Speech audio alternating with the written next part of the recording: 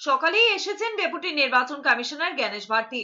আর রাতে কলকাতায় পৌঁছলেন মুখ্য নির্বাচন কমিশনার জ্ঞানেশ কুমারের নেতৃত্বাধীন নির্বাচন কমিশনের ফুল বেঞ্চ। জ্ঞানেশ কুমারের সঙ্গে আরো দুই নির্বাচন কমিশনার সুখবীর সিং সান্ধু, বিবেক যোশী এসেছেন।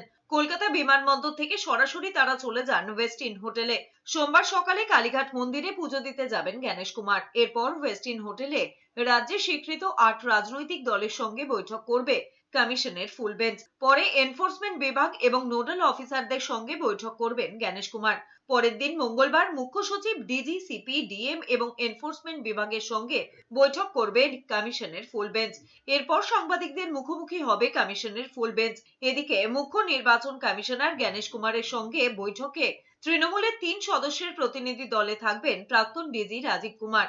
রাজ্যসভায় তৃণমূল মনোনীত প্রার্থী রাজীব কুমারের দলের তরফে এটাই প্রথম অ্যাসাইনমেন্ট। এছাড়াও তৃণমূল প্রতিনিধি দলে থাকছেন রাজ্যের 2 মন্ত্রী চন্দ্রিমা ভট্টাচার্য, ফিরহাদ হাকিম।